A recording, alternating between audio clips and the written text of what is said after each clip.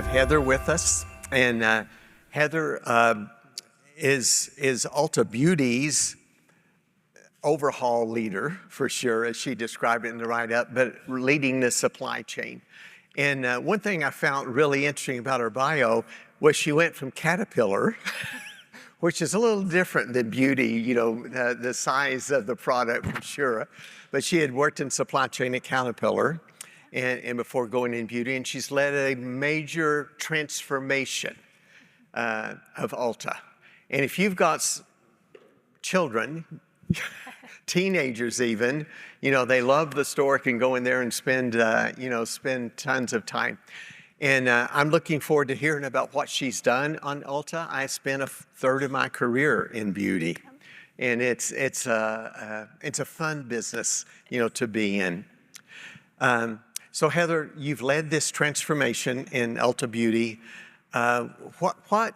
Describe the shift to us, if you would, and what caused you to go after and do that transformation? Sure. Well, hopefully most of you in the room are familiar with Ulta Beauty. If not, I'll take just a quick moment to familiarize you. We are the nation's largest beauty retailer, and we actually just went global last month. We opened our first stores in Mexico. We also acquired Space NK, so we now have Space NK stores, obviously, in the UK and Ireland, and we're expanding into the Middle East before the year comes to an end. So we've been really busy, and it's exciting to take this brand globally. We have 7 distribution centers across the country, and we're opening our next distribution center very soon. So I am responsible, as I lead supply chain strategy and systems, for building that network and building the automation and the technology that keeps it up with our guests and the needs of our guests, and also builds capacity. So to your question of why the transformation, why did we need to move forward with that? We started back in 2020 as COVID was rearing up, and we had a new chief supply chain officer at that time. And some of you probably know Amy Bayer-Thomas. She's a fantastic leader, and she's led many different parts of the organization. And she came over to supply chain, and the thing that surprised her the most was just how manual our processes were. She went into all 7 of our distribution centers and said, we can do better. We can make this more streamlined for our associates. The gaps that the associates were sharing were consistent across the supply chain, right? Things that were difficult, pushing heavy push carts, for example. She heard that in multiple different facilities. And on top of the fact that we knew we were going to grow, we knew we were going to go international at some point, we were going to expand into wellness, she said we have to start really investing in our supply chain to keep up with the growth. So that was why we started the transformation. That was 2020. Our first go live was end of 22 into 23. I'd say we're about 60, 70% of the way there. We've got a little bit more work to do over the next 3 to 4 years, but we've made some really big progress, and I'm excited to talk about that today.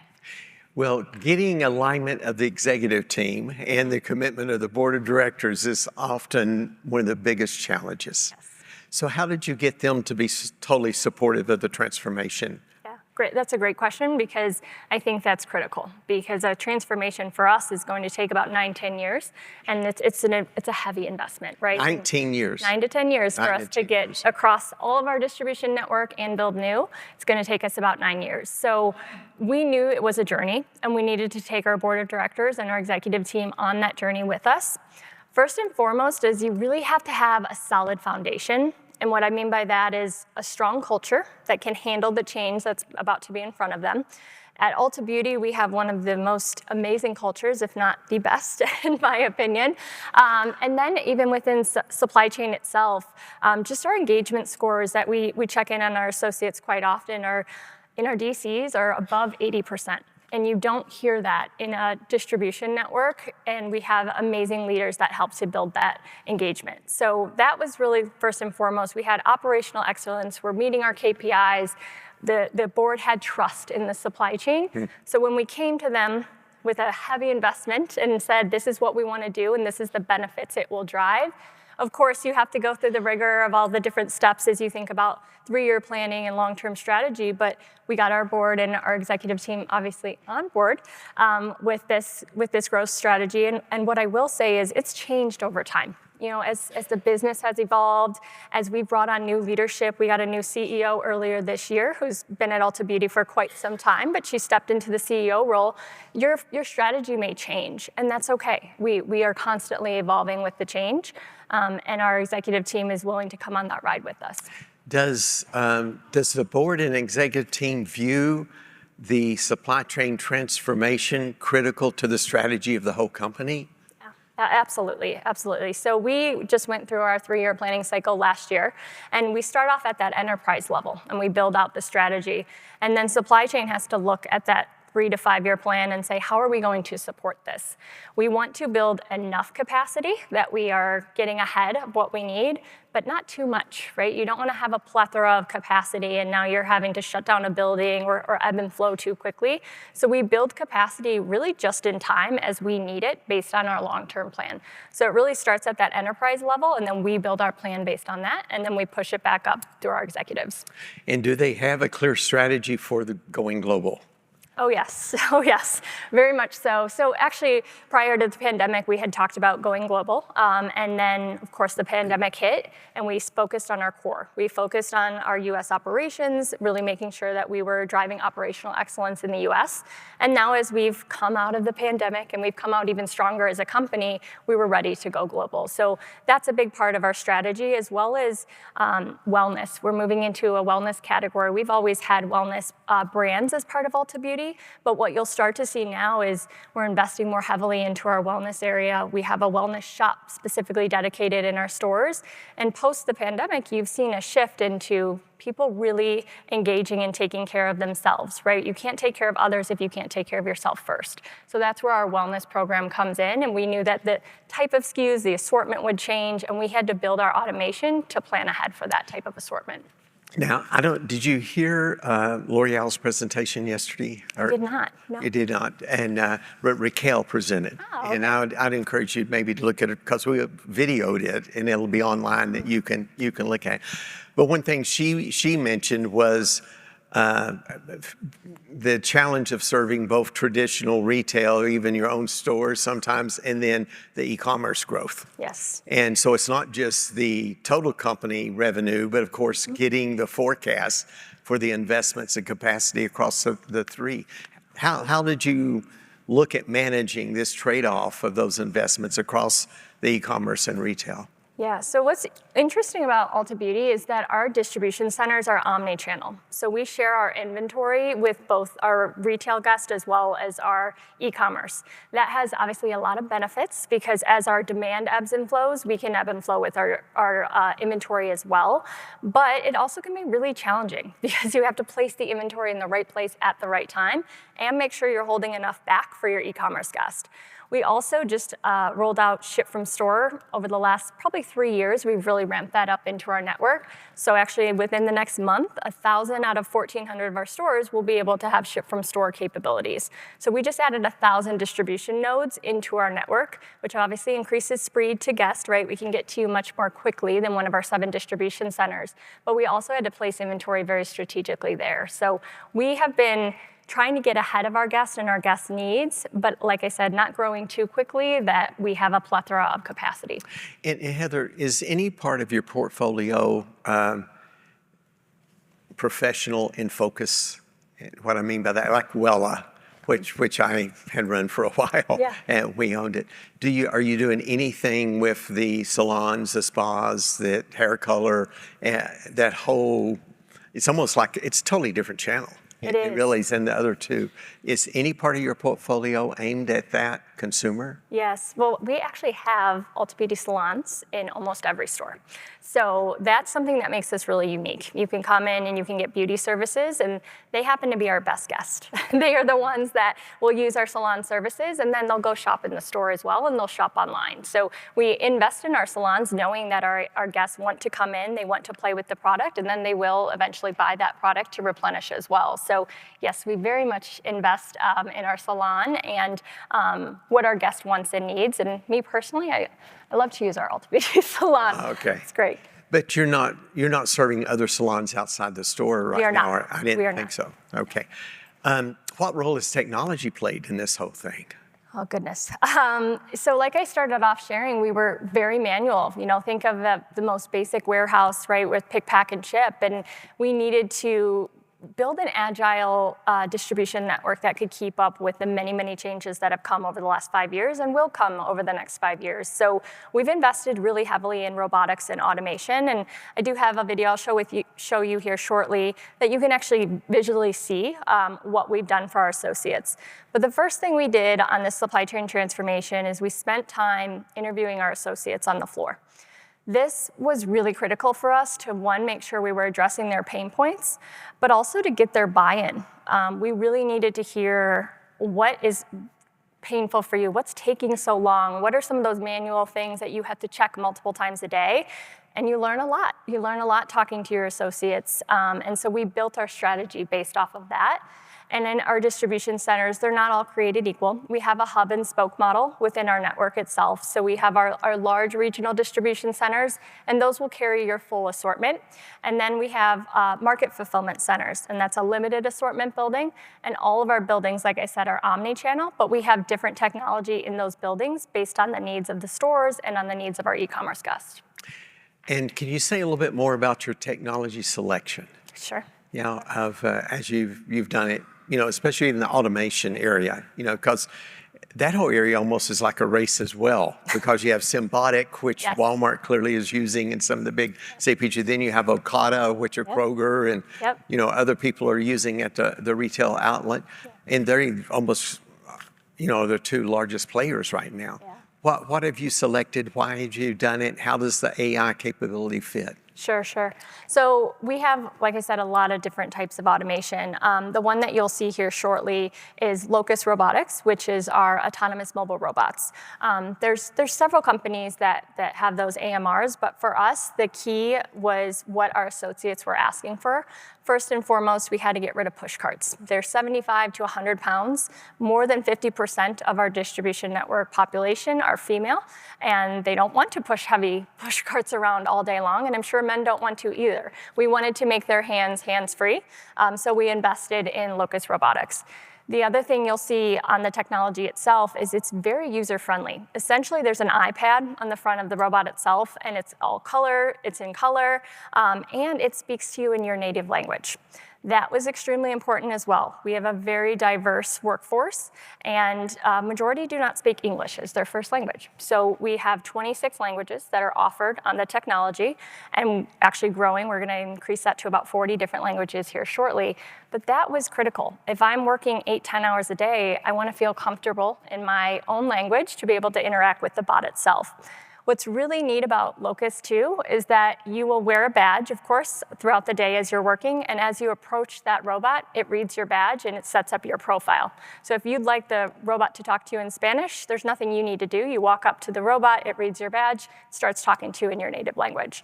That was really important for us because it was one of the key elements that our associates had asked for. We also have Residual Shuttle, which is Dematic. We use OPEX for our Sure Sort machine for e-commerce sortation. We use OPEX for our ASRS in some of our larger distribution centers. So we have actually a pretty big mix of different type of technology, and we partnered with our integrator to really build that solution and build that design. Okay, well, great. Should we show the video? I'd love to, yeah. I'd love to introduce a video to all of you. So this is one of our market fulfillment centers. It opened about a year ago, and it's right in my backyard. I live in the Chicagoland area, and we're based in Bolingbrook, Illinois, and this distribution center is right outside of our headquarters. At the Ulta Beauty Bolingbrook Market Fulfillment Center, it's not just about automation. It's about innovation that empowers people. Yes. Watch as technology. Let's start it again from the beginning, please. So we At the Ulta Beauty Bolingbrook Market Fulfillment Center, it's not just about automation. It's about innovation that empowers people. Watch as technology seamlessly integrates with human ingenuity to redefine the future of retail distribution. This isn't just a warehouse. It's a fulfillment powerhouse. The 320,000 square foot facility services 120 stores and 20 to 25,000 e-commerce orders a day during holiday season. Efficiency meets precision as packages are swiftly routed to their destination. With automated cross-dock, we've eliminated unnecessary handling as cartons flow from receiving directly to the outbound dock. It's a well-oiled machine, streamlining the flow of goods and maximizing efficiency. The very narrow aisle technology is a game changer. By cutting standard aisle width in half, we've increased storage capacity and improved safety. Meet our autonomous mobile robots. These autonomous mobile robots are efficient and always ready to lend a hand. They free up our associates to focus on high-value tasks. At Ulta Beauty, we're not just building a distribution center. We're building a future where technology and human ingenuity work together to deliver exceptional results. It's a commitment to innovation, efficiency, and the ultimate guest experience. Great. 320,000 square feet. Is that your standard fulfillment center? No, that's actually one of our smaller distribution centers. So that's our market fulfillment center. Our larger regional distribution centers are just shy of 700,000 square feet. Okay. And how many SKUs do you carry in each of those lineups? So in a full assortment in our regional distribution centers, we'll carry 45,000 to 50,000 SKUs. It ebbs and flows with holiday. Right now, we're bursting at the seams as we're bringing in all the holiday product.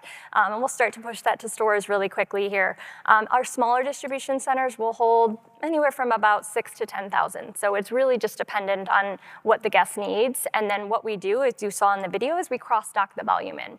So we'll have our fast movers in the market fulfillment centers. Our slow movers will come from the regional distribution centers. They'll marry up at cross-dock and they'll ship out to the store. And is all of your e-commerce online volume managed by you and not leveraging Amazon? We are not leveraging Amazon. However, we did invest in a new order management system through IBM SIP, which is Sterling Intelligent Promising. We actually launched this AI ML capability about 3 or 4 months ago in the May timeframe, whenever May was. And we have had some really great success with this technology. So essentially what we had before was a really static system. So the easiest way for me to explain it to you is if your zip code was assigned to a distribution center, say in Indiana, we would always look to that distribution center to fulfill your order and then to ship to your home. If we didn't have your full order at that distribution center, it would bounce to the next, right, until we could fulfill your inventory. We now have this dynamic capability that looks at where is the inventory across the network. I shared with you that we have over 1,000 ship from store locations. We obviously want to utilize that inventory in the stores, but we don't want to have stock out in our stores. So this OMS system will say, how can I get to my guest within the speed that I've committed to my guest, but optimize your inventory within the network? And that's been a really big game changer. It's not as static as this zip code goes here. It's now looking at how do I optimize my inventory, and then how do I unlock what we call NOP, not on planogram, inventory in our stores, which essentially means it has no home in the store. Someone might have returned it to the store, or it got shipped to the store and no longer is sold there, and now we want to flush through that inventory and sell it to our guest. So it's had to be a big change because the technology, is great as we watched on the video. What did you do to get the acceptance, the training, the qualification for your associates?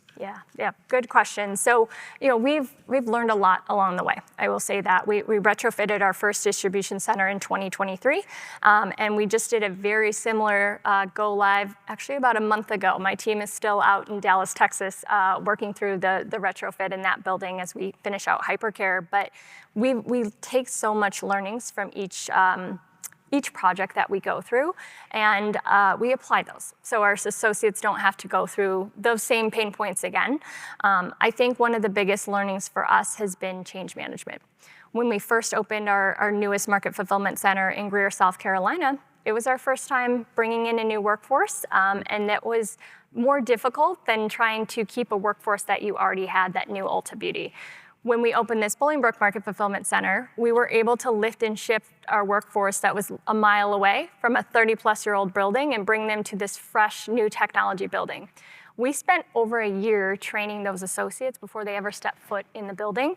So we had their engagement, we had their buy-in, they knew what they were walking into. Yes, they were hesitant. Some of them, to be honest, we have some people in that building that have been with Ulta over 30 years. Ulta's a 35-year-old company. So these associates have been here for quite some time.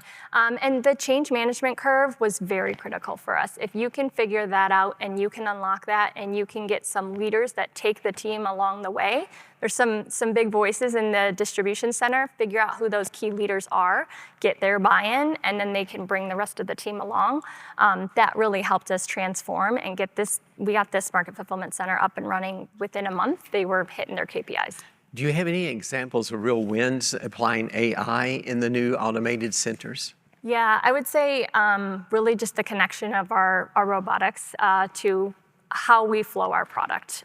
Before it was a very simplified product flow, and now we leverage a overflow system with our Dematic residual shuttle, and we're able to pull our overflow product out of the shuttle before we take it from an active or reserve location. So we're leveraging really those AI robotics to figure out where do we pull the inventory from in our network to get to the next zone quickly, but also make sure we're not touching something that, FIFO is part of the work in which we do, which before wasn't always the case. We were a lot more manual in the way we were moving product throughout our facility, and now we were able to leverage that product flow quite differently. Okay, great. 70% of transformations fail. 70%. We actually, at the University of Tennessee, one thing I help them with is white paper research. Yeah. We interviewed the top 16 companies globally that had gone through transformations. And the entire focus of why have you failed, it came to leadership. It was commitment and capability. Are you committed to the change Sure. and taking it on?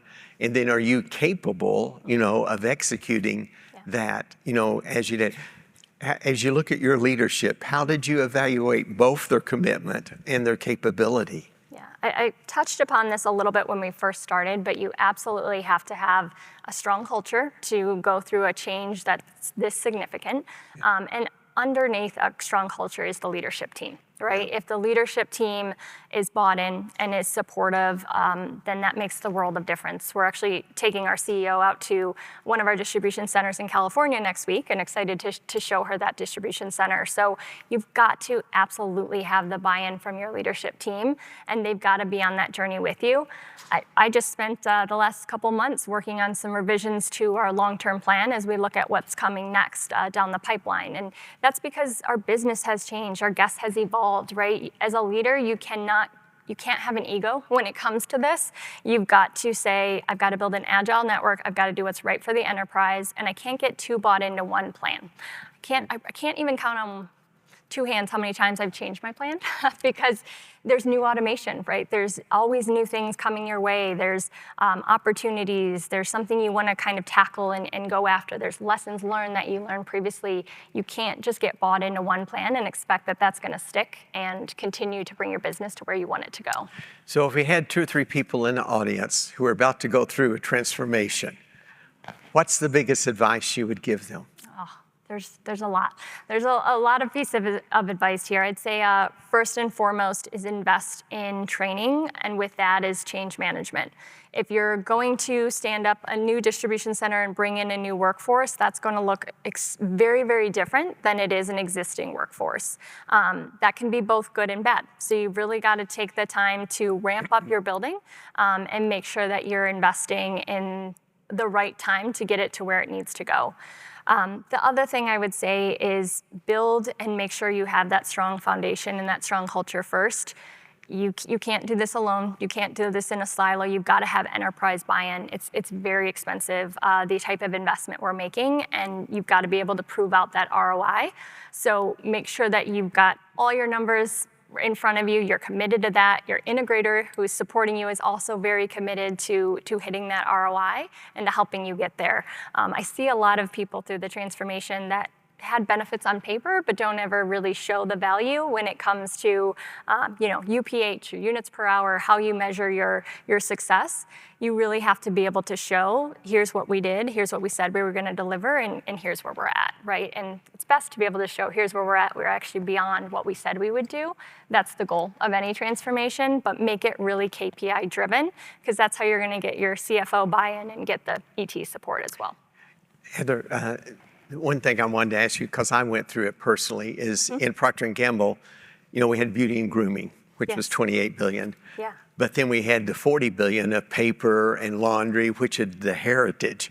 There cannot be much difference, greater difference of trying to look at, I ship full truckload from producing plant, all on pallets, 1.5 times a day to every Walmart DC, okay? Yeah. And be scale of whatever. And then you get in, you pick eaches and you pick dozens, Yep. in your fulfillment center. So it's quite different, yeah. Totally different. Of the 68,000 at the time, SKUs that Procter had at the time, over 40,000 was beauty and grooming.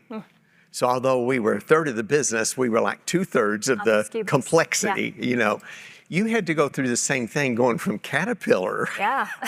and construction and big moving equipment to eaches now. Sure. Yeah, what was your biggest learning in making that transition as a leader? Yeah. Well, manufacturing and retail are night and day different, but I would advise, if you can and you want to grow your supply chain career, to do both, because it's extremely eye-opening to see manufacturing and have that skill set. And even if you can run a plant or run a distribution line, that's where you really learn. I spent a lot of my time at Caterpillar out on the floor. I know I don't look like it right now, but I had the steel toe and all the things with Caterpillar, and I loved my time at Cat. It was my first job out of college, and I spent 10+ years with the company. And I really learned a lot just spending time in the manufacturing plant. And then as you guys know, Caterpillar's global, and they were looking to move me and make some significant changes. And I was just expanding my family. I'd had my first child and knew that my husband and I wanted to have more children, and we wanted a little bit more stability. Travel's okay, but living overseas and abroad can be a little bit more difficult with young children. So that was when I made my career move to Ulta. And I've been with Ulta for about 7 years now, and I've absolutely loved beauty, have loved retail. The retail environment is just such a fast-paced environment. That was probably the biggest change, I would say, from manufacturing. At Cat, we would say, okay, we're gonna do a year and a half of a pilot, and then 2 years down live, we'll go live with this new machine. Here while I'm on the stage right now, there's something happening that I'll have to address, right, in retail that will be new and exciting. And it's just a different pace, I would say, between the two. But I absolutely would advise, if you get a chance to work in both segments, you learn so much, and you have such a fond respect for both sides of the business. Well, great. Why don't we go to the audience, if we could? Is that okay? Yeah, I'd love to. So would you have any questions you'd like to ask Heather and her leadership of Ulta and the transformation they're fundamentally making on changing every fulfillment center that they have, while also developing the capability to go global? Any questions from anyone? That's brave. Okay, down here front, Heather, if you could. Or Hannah. She's coming. Hi. First of all, thank you for sharing that. I think it was really interesting how you were talking about it's a 9 to 10 year transformation process, and trying to do something very bold.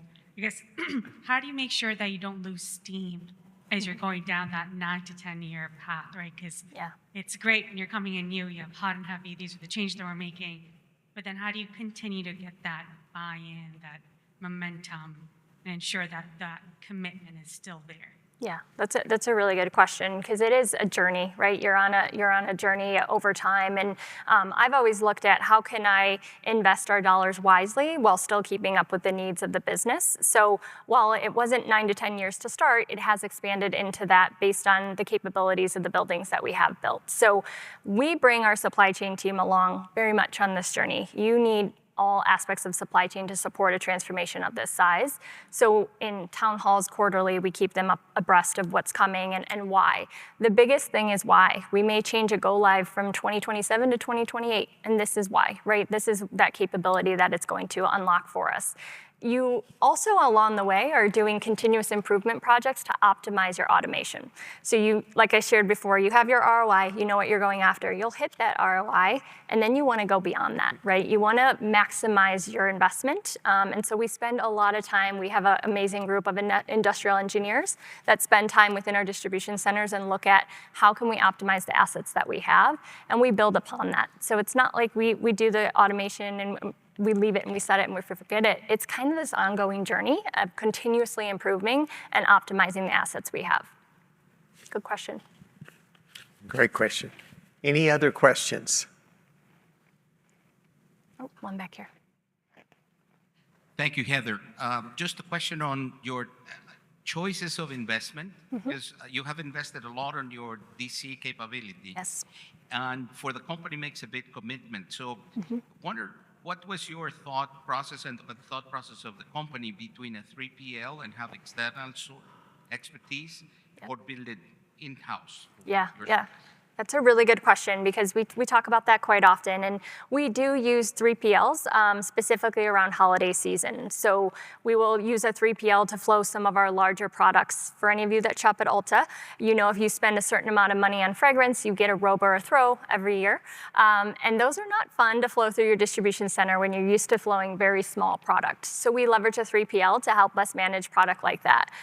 3PLs are more expensive for us than they are to operate in-house. Because of the investments we've made and because of the culture that we've built, we are able to capitalize the investment in our own distribution center and in our own network. But to your earlier question, you have to ask, do we open an 8th distribution center or do we utilize a 3PL to grow with us? You've also got to have a really good handle on what's your long-term strategy 5, 6, 7 years down the line, because you're building for the next 30 years, you're not building for right now. And knowing that I'm so close to the enterprise strategy and that our enterprise team has brought the supply chain along gives us that ability to know what's coming. And that's why we haven't necessarily said, we'll give this to a 3PL. I think that's better for the short term. For us, understanding our long-term vision and where we're headed, it made sense for us to invest into our distribution network and into our associates as well. Great question, Jorge. Thank you. Other questions for Heather? Anyone? It's down here, Hannah. There you go. Poor Hannah. You don't have to run, Hannah.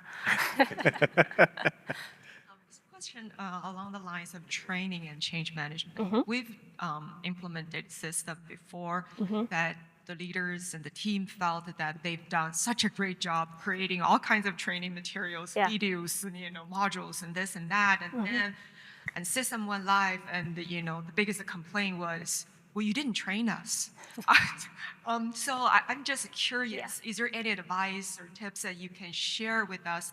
How do you actually evaluate the effectiveness of that training and making sure people are ready before you go live? Yeah, that is a really good question because it is something we have struggled with as well and we've learned over time.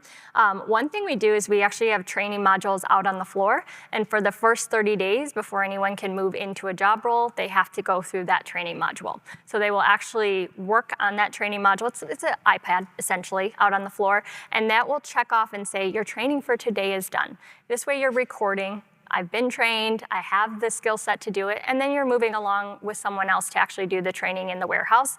But this is a really accountable way to say, we've trained you, it's in front of you, you can see, we've given you the tools, you are now ready to go.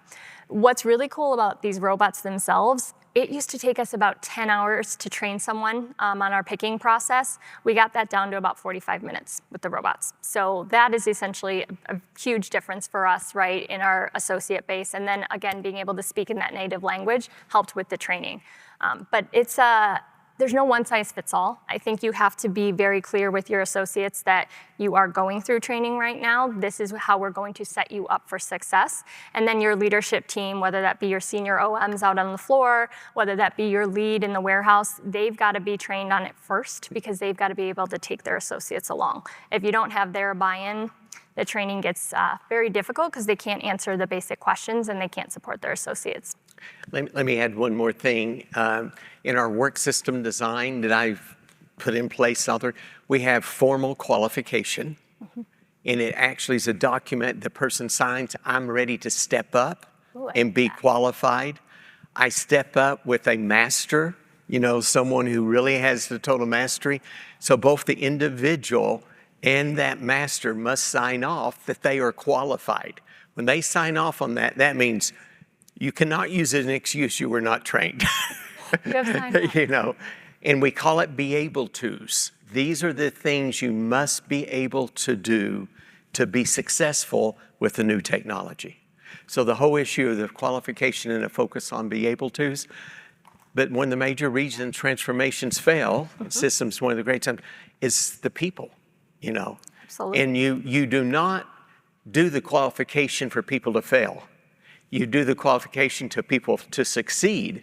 If there's something missing, then I do more training for you. It is not failure. You understand? It is building your success. But that's the whole issue of formal qualification and the be able to's takes that issue off the table. The other thing I would add, I talked about our associates quite a bit, and you think about the material handlers on the floor actually doing the work, but our engineering and facilities team was another area where we heavily had to invest because now they are responsible for the upkeep of this automation. They went from keeping racking up to running an ASRS, right? And something's wrong with the machine. How do I get in there and how do I make sure I can tackle this very quickly? While we have on-site support from some of the vendors, our E&F team, our engineering and facilities team, has to be able to tackle that as well. So we've actually done off-site training. We've invested pretty heavily in their training and made sure that we have the right associates to bring along. And we've had to invest in that team in general, making sure that we have more people on site to support. It's not just the associates, it's also the people that are supporting your automation within the building. Okay. I think we're out of time. I think we are. Heather, I thought you did a fabulous job. Well, thank you. Thank you for sharing. Good luck. We will be pulling for you, as you go through the rest of the transformation. And it's fantastic. Let's give her a word. Thank you, everyone. Applause. Thank you.